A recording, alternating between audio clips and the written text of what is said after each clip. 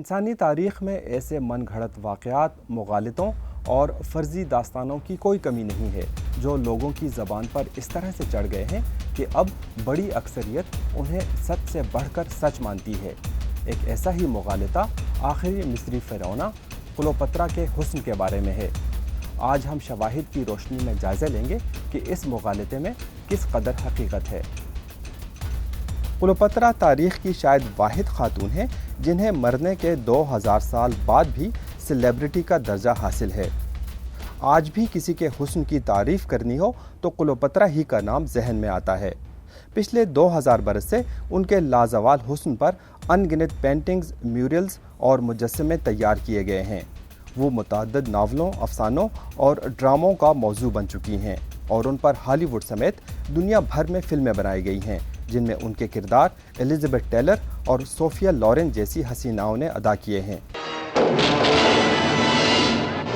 But Caesar's dream of conquest included the ambitious Cleopatra at his side. Do as you say? Literally? As if I was something you had conquered? If I choose to regard you as such. Am I to understand then that you feel free to do with me whatever you want? لیکن کیا واقعی تاریخی کلوپترا اتنی ہی حسین و جمیل تھیں کہ ان کا حسن ہمارے اجتماعی لاشعور کا حصہ بن گیا ہے؟ اس سوال کا جواب ڈھونڈنے سے پہلے یہ بتانا ضروری ہے کہ کلوپترا تھیں کون؟ آج ہم جس خاتون کو کلوپترا کے نام سے جانتے ہیں وہ دراصل کلوپترا ہفتم ہیں، جو 69 قبل مسیح میں مصر کے حکمران بطلیموس دوازدہم کے گھر میں پیدا ہوئی تھیں۔ جب والد کا انتقال ہوا تو اصولی طور پر اقتدار 18 سالہ کلوپترا کے پاس آ جانا چاہیے تھا، مگر لوگوں کو عورت راج قبول نہیں تھا، اس لیے انہیں چھوٹے بھائی کے ساتھ مشترکہ حکمران بنا دیا گیا۔ مثل مشہور ہے کہ ایک گدڑی میں 2 فقیر نہیں سما سکتے، تو ایک تخت پر 2 بادشاہ کیسے رہ پاتے؟ تو پھر یہی ہوا کہ کلوپترا کو بھائی کی فوجوں سے جان بچا کر مصر سے بھاگ کر روم جانا اور رومن بادشاہ جولیس سیزر سے مدد حاصل کرنا پڑ گیا۔ سیزر مصری ملکہ کی فریاد سے کم اور اداؤں کا اسیر زیادہ ہوا اور اس نے مصر پر چڑھائی کر دی اور مشکل ہی سے صحیح لیکن کلوپترا کو دوبارہ تخت پر بٹھا دیا، جہاں وہ طویل عرصہ براجمان رہیں۔ سیزر کے قتل کے بعد رومی تاج مارک اینٹنی کے سر سجا، تو انہوں نے شاید اسی وراثت کے تحت کلوپترا سے بھی افیئر چلانا شروع کر دیا۔ روایات کے مطابق جب باغیوں نے کلوپترا کو شکست دی تو انہوں نے خود کو سانپ سے ڈسوا کر خودکشی کر ڈالی۔ مار دھاڑ، سنسنی خیزی، محلاتی سازشوں سے بھرپور فلمی کہانی جیسی زندگی گزارنے کے بعد مرتے وقت کلوپترا کی عمر صرف 40 برس تھی۔ کلوپترا کے مبینہ لافانی حسن کا سب سے پہلا ذکر ہمیں رومن تاریخ دان کیسیس ڈیو کی کتاب میں ملتا ہے، جو لکھتے ہیں کہ وہ بے مثال حسن کی مالکہ تھیں۔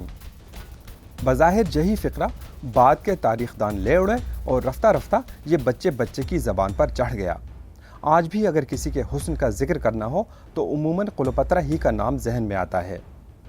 لیکن قابل غور بات یہ ہے کہ کیسیس نے یہ فقرہ کلوپترا کے مرنے کے 200 سال بعد لکھا تھا۔ اگر ہم تاریخ میں کلوپترا کے دور کے تھوڑا اور قریب جائیں تو مختلف تصویر دیکھنے کو ملتی ہے۔ مشہور مورخ پلوٹارک کیسیس سے 100 سال پہلے گزرے ہیں۔ وہ لکھتے ہیں کہ ان کا حسن اتنا بے مثال نہیں تھا کہ دیکھنے والوں پر کوئی گہرا تاثر چھوڑتا، اور یہ کہ کلوپترا کی جسمانی خوبصورتی سے زیادہ ان کی شخصیت دیکھنے والوں کو متاثر کرتی تھی۔ تو پھر ہم کس کی بات مانیں، جو 100 سال پہلے لکھ رہا ہے یا 200 سال بعد، یا کوئی اور طریقہ بھی ہے جس کی مدد سے ہم خود کسی نتیجے تک پہنچ سکتے ہیں؟ خوش قسمتی سے ایسے کئی طریقے موجود ہیں۔ ایک تو کلوپترا کے دور کے سکے ہیں جن میں ان کا چہرہ دکھایا گیا ہے۔ ان میں کلوپترا کی ناک لمبی اور ٹیڑھی نظر آتی ہے اور ٹھوڑی بھی کچھ زیادہ ہی ابھری ہوئی ہے۔ مزید یہ کہ ان کی گردن پر چربی کی تہوں سے ایسا لگتا ہے جیسے وہ گلہڑ کی بیماری کا شکار تھیں۔ ان سکوں میں کوئی ایسی چیز نظر نہیں آتی جن کی بنا پر کہا جا سکے کہ کلوپترا واقعی کسی اساطیری دیوی کی طرح حسین و جمیل تھیں، بلکہ ان میں کلوپترا نسوانی حسن کی تاریخ ساز تمثیل کی بجائے مردانہ نقوش کی زیادہ حامل دکھائی دیتی ہیں۔ لیکن یہ بھی تو ہو سکتا ہے کہ سکہ سازوں نے جان بوجھ کر ملکہ کی ایسی تصویر پیش کی ہو کہ وہ کمزور نظر نہ آئیں بلکہ سخت گیر حکمران کے روپ میں دکھائی دیں۔ دوسری طرف چند ایسی ہم اثر پینٹنگز اور مجسمے بھی ہمارے پاس موجود ہیں جن میں ممکنہ طور پر کلوپترا کو دکھایا گیا ہے۔ ان میں بھی کلوپترا کے کم و بیش وہی نقوش دکھائی دیتے ہیں جو سکوں پر کندہ ہیں، جن سے اس خیال کو تقویت ملتی ہے کہ کلوپترا واقعی ایسی نہیں تھیں جیسے افسانے بنے ہوئے ہیں۔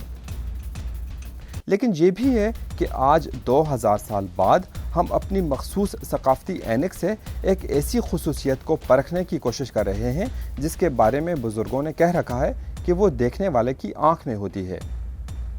شاید اس لیے یہ سوال زیادہ موزون ہے کہ کلوپترا اپنے دور کے لوگوں کو کیسی لگتی تھیں، اور اس سوال کا جواب یہ ہے کہ کلوپترا میں کوئی تو ایسی بات تھی کہ ان کی خاطر رومن دور کے 2 عظیم ترین شہنشاہ ہر حد سے گزر گئے، اور یہی بات سب سے اہم ہے۔